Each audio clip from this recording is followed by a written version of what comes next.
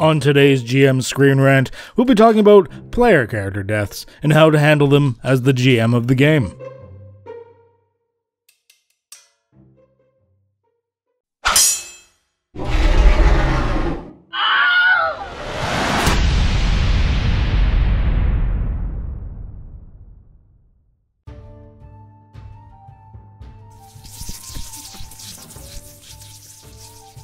Although I'm sure there are some among you that revel in the mayhem and destruction that is the joy of slaughtering the PCs in your game, ripping their limbs asunder, blood flying as the final look of horror spreads across their naive faces in shock and awe, your maniacal laughter being the last sound the terrified ears hear as their connection and hope invested in their character are torn from their hands in despair.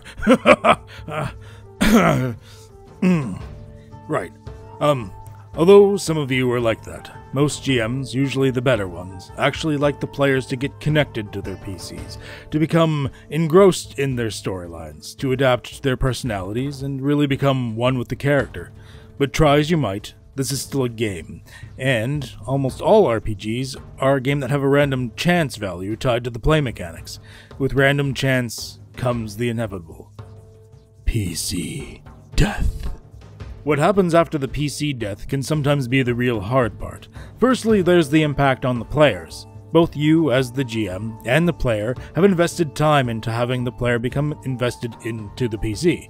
So when PC death happens, suddenly, there's a gap. Some players handle this well. They see this as an opportunity for a new character or idea. Or maybe they just weren't attached very well to the PC in the first place.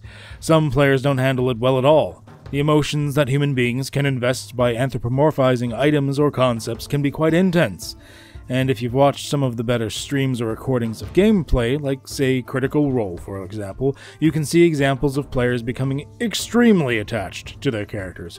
In those cases, actual tears flow. But that doesn't mean a bad thing. RPGs are meant to trigger emotional responses. That's what can make them memorable. But this is where it's up to you, as the GM, to try and balance things, to watch out for players that may get a little too invested. I've personally GM'd for a player who couldn't stand to lose his character whatsoever. He'd argue and get upset until the GM would finally give in and his character would find a way to live. Finally, when he did have his character die, and I put my foot down upon the subject when I was GMing it, he quietly got up and he left. That was 15 years ago. He hasn't been around since. So when it comes to PC deaths and how it affects the players, the GM has to really gauge how will this affect the player itself. Remember, it's a game.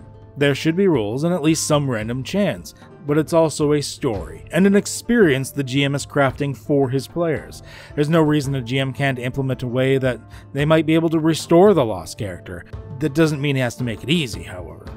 But giving them the second chance, even if it's just a chance, is often enough to quell the issues of even some of the most problematic players. The second impact is on the campaign itself. The tale thus far has been built around these specific characters and their integration into the storyline that you, as a group, has managed to grow and evolve through the experiences that you've shared. When a PC dies, part of the storyline now has a gap. Plot hooks and story ideas tied to the PC may now be unusable or need complete reworking, but this is where I want you not to think about just a gap to fill. The death itself can springboard new storylines based around it. Maybe turn the thing that killed the PC into a recurring villain. Have the replacement PC tied to the old one to integrate the story. Use the death as a place to make a new experience for the campaign. Adaptability is one of the most important skills a GM can learn, and if you can apply it here, all the better. Thirdly, there's how to handle the actual end of the character. Some player groups treat it as just a mechanical ending. They loot the corpse, toss it aside, call it a day. But if you can try to make it more than that, the funeral scene is a powerful tool. If the PCs don't initiate it, try to get an NPC to do so. Toss some emotion in there. Remind the players that in the world, the PC was a person with hopes, goals, dreams, maybe even family, not just a collection of numbers and their gear. Describe the memories that flood back into the PC's minds, of events the deceased PC did, of social and emotional ties they had in the world. If you can ramp this up a little bit, you'll find the loss of one PC can actually help get the other players more connected to their own characters, and the world around them. In this case, loss can springboard the campaign to a whole new level of roleplay. It's not a gap, it's a tool for the GM to use, just like anything else. Play upon it. Use it. Your players will thank you for it later. And finally, remember this is a group game. Talk with your players first. Ask them how they want the game to be handled. Don't force them into one thing or another. It is, after all, a game you're playing together. If they want a high level of lethality, or if they just want a higher focus on the story content with a lower amount of permanent danger, figure that out with them. Work together as a group to come to a consensus, and set expectations before you even start the game. Well, I hope today's screen rant has helped give you some perspective on PC deaths and role-playing games.